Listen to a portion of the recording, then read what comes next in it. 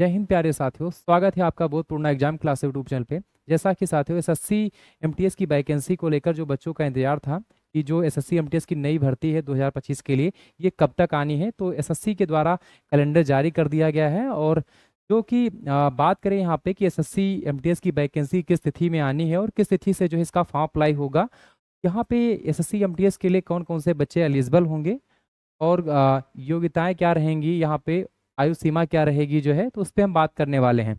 और इस बार exam pattern क्या रहने वाला है, क्योंकि सबसे ज़्यादा जो बच्चों का डाउट्स होता है एग्जाम पैटर्न को लेकर, क्योंकि एसएससी कहीं ना कहीं रिवाइज कैलेंडर जारी किया है उन्होंने जो है, क्या एग्जाम पैटर्न में भी कोई ऐसा बदलाव हुआ है, तो उस पर भी हम बात करेंगे। साथ ही साथ जो बच्चों का सबसे ज़्यादा डाउट्स है कि वैकेंसी इस बार कितनी आ सकती है, कितनी संभावनाएं हैं, और पिछले साल जो वैकेंसी रही है उसके सापेक्ष यदि बात करें यहाँ पे, तो इस बार क्या वैकेंसी उतनी ही आएगी या उससे कम आएगी या उससे ज़्यादा वैकेंसी आएगी, इस पे आज हम बात करेंगे। तो चलते हैं हम लोग वैकेंसी की तरफ जो है। यदि बात करें यहाँ पे एसएससी एमटीएस हवलदार भर्ती 2025, यदि हम बात करें यहाँ पे, तो एसएससी जो एमटीएस की वैकेंसी आती है उसी के साथ यहाँ पे हवलदार की भी वैकेंसी आती है। तो यहाँ पे यदि बात करें एसएससी एमटीएस और हवलदार, तो यहाँ पे एसएससी एमटीएस और हवलदार यहाँ बात करें यहाँ पे, तो एसएससी एमटीएस का सिर्फ एक ही एग्जाम होता है सीवीटी 1। लेकिन हवलदार में क्या होता है, और ये आप जब सीवीटी 1 क्वालिफाई कर जाते हैं तो आपका लास्ट आपका मतलब एक ही एग्जाम में आपका फाइनल सिलेक्शन हो जाता है विद आपका डॉक्यूमेंट वेरिफिकेशन करवाने के बाद में आपको ज्वाइनिंग दी जाती है। लेकिन हवलदार में क्या होता है, यहाँ पे आपका फिजिकल होता है। क्या होता है, तो यहाँ पे फिजिकल होता है।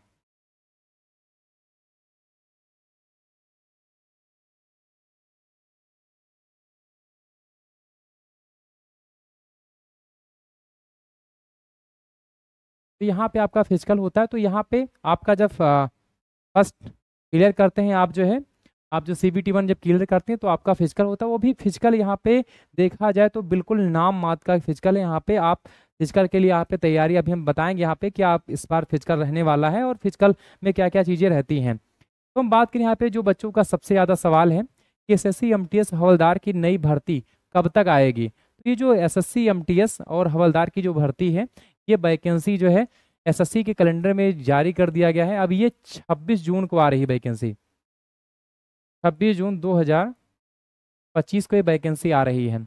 यदि हम बात करें यहाँ पे एसएससी एमटीएस और हवलदार में कितनी वैकेंसी आएगी, अब ये जो बच्चों का सबसे ज़्यादा डाउट्स है कि एसएससी एमटीएस में पिछली बार जो वैकेंसी की हम बात करें यहाँ पे, तो पिछली बार जो है 2024 में जो वैकेंसी आई थी 8300 प्लस वैकेंसी आई थी। लेकिन ये वैकेंसी जब वैकेंसी टेंटेटिव थी और ये वैकेंसी जाके 12,000 प्लस वैकेंसी हो गई। तो क्या इस बार वैकेंसी इतनी ही रहेगी? तो हाँ बिल्कुल, क्योंकि इस बार वैकेंसी जो है संभावना यह है कि उससे भी ज़्यादा वैकेंसी इस बार देखने को मिल सकती है। लेकिन जो अभी वैकेंसी जो अभी खाली है, जो जगह खाली है, जो एसएससी के द्वारा भी जानकारी मिली है, ये लगभग इस बार वैकेंसी का आंकड़ा है कि 9500 प्लस 9,500 से प्लस वैकेंसी आपको इस बार देखने को जो है, जब ये वैकेंसी जब ये नोटिफिकेशन जारी किया जाएगा, जिस दिन फॉर्म अप्लाई होगा उस दिन की मैं बता रहा हूँ कि इस आपको ये 9500 प्लस वैकेंसी आपको देखने को मिल सकती है।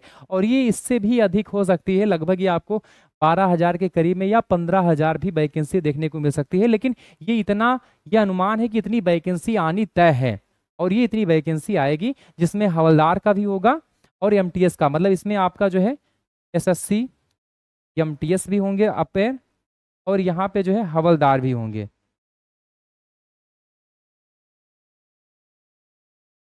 हवलदार तो यहाँ पे दो तरीके से यहाँ पे एसएससी के द्वारा यहाँ पे रहती है, दो वैकेंसी रहती है दो तरीके से, एक तो एसएससी एमटीएस और हवलदार।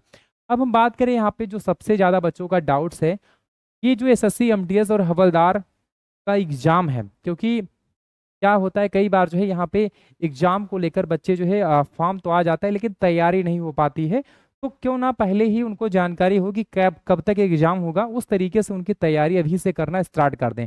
तो बच्चों का जो डाउट्स है आज मैं क्लियर कर दूं कि ये जो एग्जाम रहने वाला है, एग्जाम रहने वाला है, ये एग्जाम आपका जो है सितंबर में होगा। सितंबर से अक्टूबर 2000 सितंबर से अक्टूबर 2025 में एग्जाम आपका होने वाला है। बात करें यहाँ पे तो अभी जो है मई चल रहा है, देखा जाए तो जून, जुलाई और अगस्त फिर सितंबर, तो कहीं ना कहीं देखा जाए 4 से 5 मंथ अभी बचे हुए हैं एग्जाम को लेकर। और ये वैकेंसी की बात करें तो 1 मंथ अभी आपके पास जो है मौका है वैकेंसी आने में जो है। तो देखा जाए तो अभी 1 माह जो आपको मिल रहा है इस प्रिपरेशन के लिए जो है, तो इसमें जो है आपको क्या करना चाहिए, कैसे करना चाहिए, इस एक महीने जो बचे हैं तैयारी करनी चाहिए नहीं करनी चाहिए, तो इस पर भी हम बात करेंगे जो है। तो चलते हैं हम लोग आगे जो है। अब हम बात करें यहाँ पे एसएससी, एमटीएस और हवलदार में जो है योग्यताएं क्या होनी चाहिए, फिजिकल कहाँ पे किया जाता है, एमटीएस का फिजिकल होता है या हवलदार का होता है। तो यहाँ पे यदि बात करें यहाँ पे तो एक मिनिमम क्वालिफिकेशन यहाँ पे रखा जा रहा है, क्योंकि एसएससी एमटीएस में देखा जाए तो ये सेंट्रल लेवल की नौकरी है और जहाँ पे कई स्टेट के बच्चे यहाँ पे या कई स्टेट के साथी यहाँ पे अपेयर होते हैं। तो ये जो योग्यता यहाँ पे है, यदि हम योग्यता की बात करें यहाँ पे, योग्यता यहाँ पे रहने वाला है 10th पास, सिर्फ 10th पास। बच्चा यदि कोई भी साथी 10th पास हो, 10th पास हो, सिर्फ 10th, मतलब यहाँ पे आप किसी भी स्ट्रीम से हैं, किसी भी बोर्ड से हैं, आप सीबीएसई हैं, एग्रीकल्चर हैं, आप जिस भी बोर्ड से आपने तैयारी की है, जिस भी बोर्ड से आपने जो है पढ़ाई की है, 10वीं आप पास हो, यदि आप किसी नौकरी के लिए जा रहे हैं, आप यदि किसी सरकारी नौकरी के लिए जा रहे हैं, तो आपके पास बिल्कुल आपके पास मिनिमम से मिनिमम क्वालिफिकेशन आपके पास 10th तो है ही। और हर एक साथी के पास 10th क्वालिफिकेशन, मतलब यदि हम बात करें यहाँ पे तो हर एक साथी के पास 10th क्वालिफिकेशन है, किसी के पास ऐसा नहीं है जो तैयारी कर रहा हो या जिसको नौकरी की आवश्यकता हो, तो सभी के पास लगभग 10th क्वालिफिकेशन है और सबके पास ये मार्कशीट उपलब्ध है। यदि बात करें यहाँ पे तो यहाँ पे क्वालिफिकेशन 10th रहने वाला है। और देखा जाए तो यहाँ पे सभी, एक जो सबसे बड़ी बात है, सबसे बड़ी बात ये है यहाँ पे, क्योंकि यहाँ पे मेडिकल, ये मेडिकल कोई बच्चा या कोई साथी अनफिट है, किसी भी एग्जाम में उसका मेडिकल स्टैंडर्ड रहा है और वहाँ पे क्वालिफाई नहीं कर पाए, सिर्फ इसके वजह से कि उसका मेडिकल क्या रहा है, खराब रहा है, मेडिकल में उसका जो स्थिति ये है कि वो मेडिकल अनफिट हो जा रहा है कहीं ना कहीं।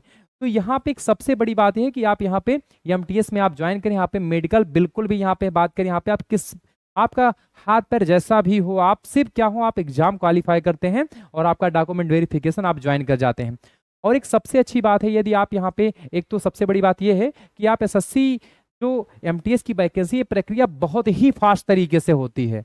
और यदि आप एसएससी एमटीएस में हो जाते हैं तो आप एसएससी सीजीएल यहाँ से टारगेट कर सकते हैं, यूपीपीसीएस क्वालिफाई कर सकते हैं यहाँ से। मतलब आप किसी भी चीज़ की यहाँ पे तैयारी करके यदि आपको एक नौकरी मिल जाती है 10th लेवल पे और आप वहाँ से आप एक तैयारी यदि करते हैं, तो भी एक आपके पास एक अच्छा प्लेटफॉर्म है कि कम से कम समय में और आपको एक अच्छी नौकरी, सेंट्रल लेवल की नौकरी आपको यहाँ पे मिल जाती है। यदि आप एसएससी में ही आप यदि आगे बढ़ना चाहते हैं तो आप थोड़ा सा भी मेहनत करेंगे तो आप सीजीएल या सीएचएसएल आप निकाल सकते हैं। तो यहाँ पे कहीं ना कहीं यहाँ पे देखा जाए तो फिजिकल को लेकर और देखा जाए तो यहाँ पे प्रमोशन के भी चांस ज़्यादा होते हैं और कई चीज़ें कि यहाँ पे आप तैयारी बेस्ट तरीके से यहाँ पे आप कर सकते हैं, एक अच्छी सैलरी के साथ में आपको यहाँ पे नौकरी मिलती है।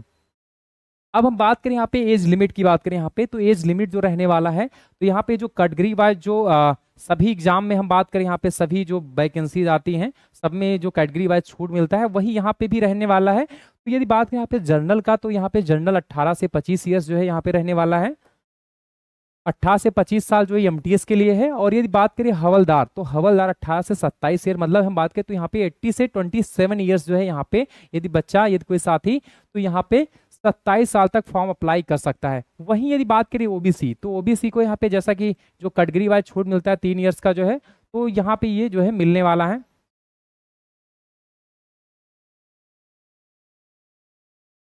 तीन ईयर्स का यहाँ पे छूट मिलता है। वहीं बात करें यहाँ पे तो 5 साल जो है यहाँ पे एससी एसटी को मिलता है, 5 साल एससी एसटी को।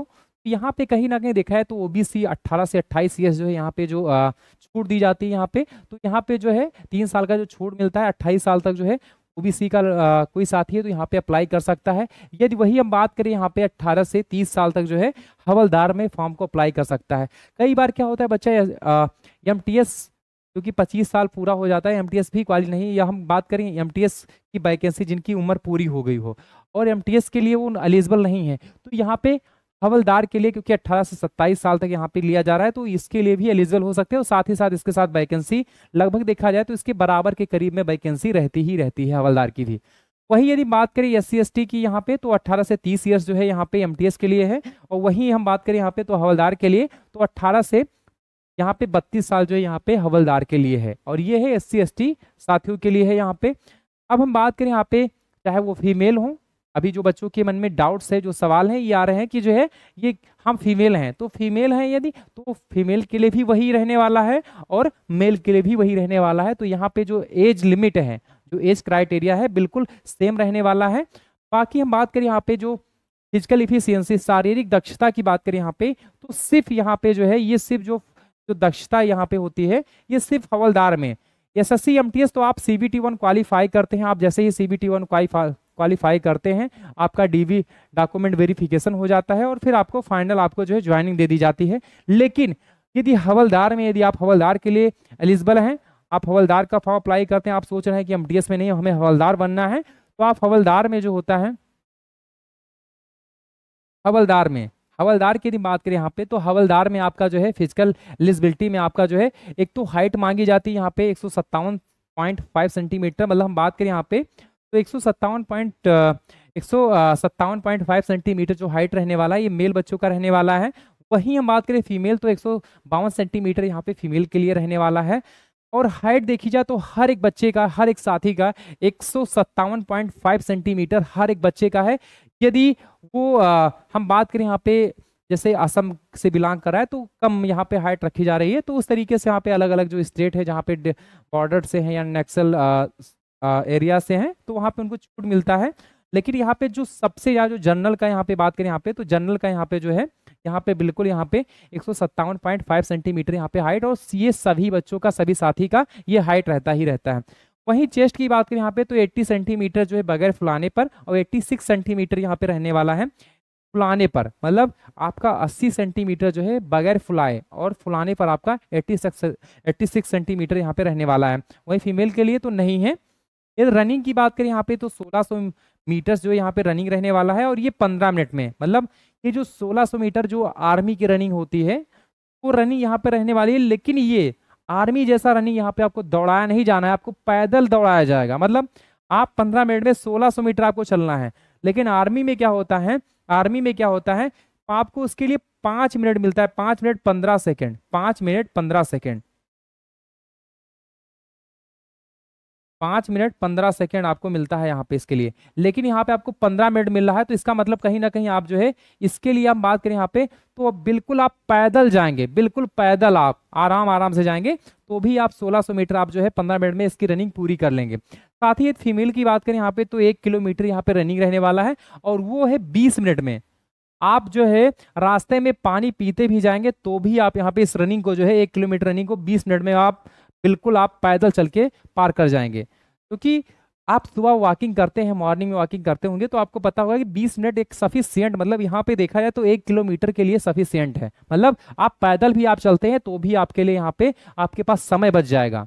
तो आराम से यहाँ पे फिजिकल, बिल्कुल हम बता दें तो फिजिकल यहाँ पे एक नाम है यहाँ पे कि शारीरिक दक्षता के लिए यहाँ पे जो हवलदार की जो फिजिकल ली जाती है, तो एक नाम है यहाँ पे ली जा रही है कि क्या इसके लिए एलिजिबल है। बाकी यहाँ पे इसका कोई बहुत यहाँ पे मैं देख रहा हूँ, जहां तक मैं समझ पा रहा हूँ, यहाँ पे कोई फिजिकल का कोई यहाँ पे बहुत ज्यादा यहाँ पे नहीं है। आप सिर्फ आप पेपर पे फोकस करें, यहाँ फिजिकल आपका वैसे भी हो जाएगा, और ये हर बच्चे का हो जाएगा, ये हर बच्चे का, उसको तैयारी करने की कोई आवश्यकता फिजिकल के लिए नहीं है। अब हम बात करें आगे यदि एग्जाम पैटर्न को लेके, तो एग्जाम पैटर्न जो इस बार रहने वाला है, यदि एग्जाम पैटर्न की बात करें यहाँ पे तो एग्जाम पैटर्न आपका जो है 2025 में आपका 2 सेक्शन में आपका एग्जाम होता है। एक तो फर्स्ट सेक्शन होता है विथ क्वालिफाइड नेचर, वही हम सेकंड सेक्शन की बात करें यहाँ पे तो सेकंड सेक्शन आपका होता है, ये आपका जो है क्वालिफाई करना होता है। जितना आप मार्क्स सेकंड सेक्शन में आप लाते हैं उसी के बेस पे आपका जो है फाइनल सिलेक्शन होता है। जितना आप मार्क्स यहाँ पे गेन करेंगे वही आपका जो है फाइनल कट ऑफ, उसी से आपका जो है सिलेक्शन होना है।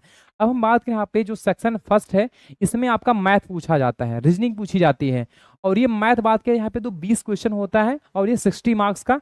वही रीजनिंग की बात करें तो 20 क्वेश्चन 60 मार्क्स का, टोटल क्वेश्चन 40 है, और ये आपका 120, मतलब यहाँ पे बात करें यहाँ पे तो आपका 40 क्वेश्चन 120 मार्क्स का रहने वाला है। तो ये कहीं ना कहीं यदि बात करें यहाँ पे तो ये जो है ये आपका जो है यहाँ पे ये क्वालिफाइड नेचर, अब बच्चे कह रहे होंगे कि इसमें कितना नंबर लाना है।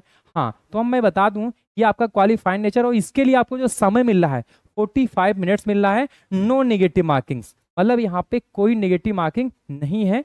और यदि बात करें यहाँ पे इसके लिए जो आपको यहाँ पे बात करें, जो बच्चे के मन में सवाल है, क्या मैथ में हमारा मैथ वीक है, हमारी रीजनिंग वीक है, हमारा ये दोनों वीक है, हमारा जीके और जो है इंग्लिश कंप्लीट है, तो बिल्कुल आप जो है यहाँ पे जो है आप सिर्फ 30% यहाँ पे ये है जर्नल के लिए, यूआर के लिए। ओवरऑल 120 के आप 120 से अराउंड में आपको एक 30% जनरल को लाना होता है। वहीं ओबीसी की यदि बात करें हम यहाँ पे, तो हम परसेंटेज आप नंबर में बताएं तो आपको 12 क्वेश्चन, 40 क्वेश्चन में आपको 12 क्वेश्चन जो है यहाँ पे जनरल को करने होते हैं, जनरल क्यूआर। वहीं हम बात करें यहाँ पे, तो यदि आप ओबीसी से हैं तो ओबीसी में आपको 10 क्वेश्चन, 10 क्वेश्चन, और एससी एसटी की बात करें तो यहाँ पे 8 क्वेश्चन। मतलब यहाँ पे बात करें यहाँ पे तो आपको जो है 12 क्वेश्चन आप करते हैं, मतलब 36 नंबर, 120 में आप 36 नंबर ले आते हैं। 120 में आप जो है यहाँ पे बात करें यहाँ पे तो 36, 120 में आपको सिर्फ 36 मार्क्स लाने हैं, आप क्वालिफाई हो जाएंगे।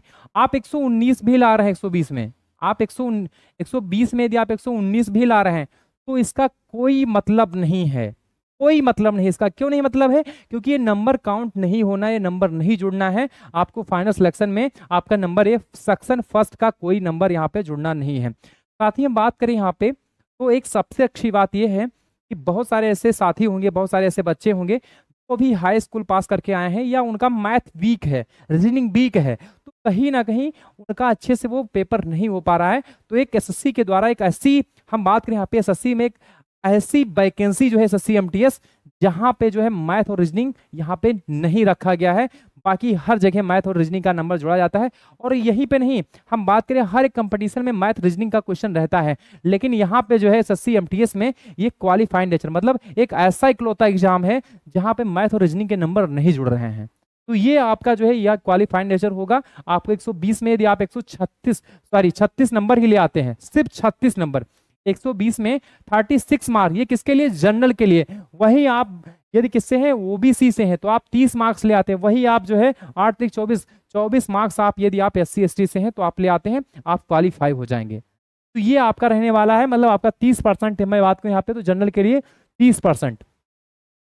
अब जो सेक्शन 2 है, सेक्शन 2, अब बात करें यदि सेक्शन 2 में तो यहाँ पे आपका जीके जीएस 25 क्वेश्चन रहेगा 70 मार्क्स का। वहीं हम बात करें इंग्लिश तो यहाँ पे 25 क्वेश्चन 70 मार्क्स का, 75 मार्क्स का।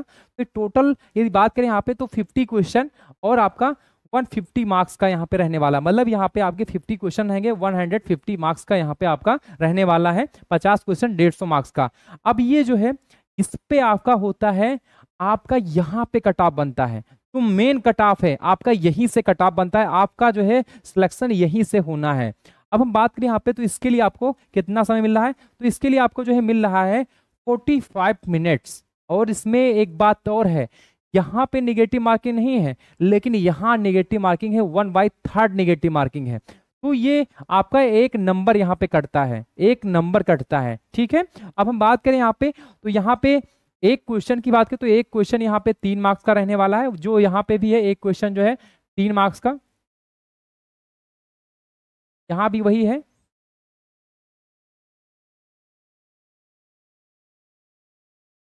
तो एक क्वेश्चन आपका 3 मार्क्स का रहने वाला है। तो इस पे आपका जो है फाइनल सिलेक्शन बनता है। आप जो है इसमें 120 130 नंबर यदि आप लाते हैं तो आपका सिलेक्शन हो जाता है। और 120-30 ऐसे लाने होते हैं, जैसे कि हम बात करें यहाँ पे तो आपका इसमें क्या होता है कि आप लाते हैं 100, लेकिन नॉर्मलाइजेशन में आपका 10 से 12 नंबर तो आपका बढ़ता ही बढ़ता है। तो कहीं ना कहीं नॉर्मलाइजेशन का भी यहाँ पे नंबर जुड़ रहा है। और सबसे अच्छी बात यह है कि यदि कोई बच्चा यहाँ पे, कोई भी साथी यहाँ पे, यदि उसका इंग्लिश ग्रामर मजबूत है, यदि इंग्लिश ग्रामर अच्छे से उसको आता है, यहाँ पे वो क्वालिफाई कर जाएगा। वही हम बात करें यहाँ पे जीके जीएस की बात करें यहाँ पे तो जीके जीएस में भी जो है अच्छे से यदि जो है तो यहाँ पे जीके जीएस सबके लिए हार्ड है, ये सभी को पता है। तो यहाँ पे कहीं ना कहीं जीके जीएस में आपको, यदि आप हिंदी भाषी क्षेत्र से हैं, आपको इंग्लिश नहीं आती है, तो आप जीके जीएस में नंबर अच्छा लेके आए। यदि आप सीबीएसई बोर्ड से या इंग्लिश ऐसे क्षेत्र से हैं जहाँ से आपका जो है इंग्लिश आपको अच्छी आती है, तो आपका कहीं ना कहीं जो है कुछ ऐसे बच्चे होंगे जिनका इंग्लिश मजबूत है लेकिन जीके जीएस नहीं मजबूत है। तो ये दोनों ऐसे सब्जेक्ट हैं, आप अच्छे से इसको रट लेंगे तो मेरे ख्याल से 4 से 5 महीने इनफ है, आप जो है इनको सिलेबस को कंप्लीट कर जाएंगे और आपका फाइनल सिलेक्शन, और कम से कम आपके जो यहाँ पे जो है हम बात करें यहाँ पे, तो कम से कम जो है यहाँ पे योग्यता में आपको जो सिलेक्शन मिल जाता है।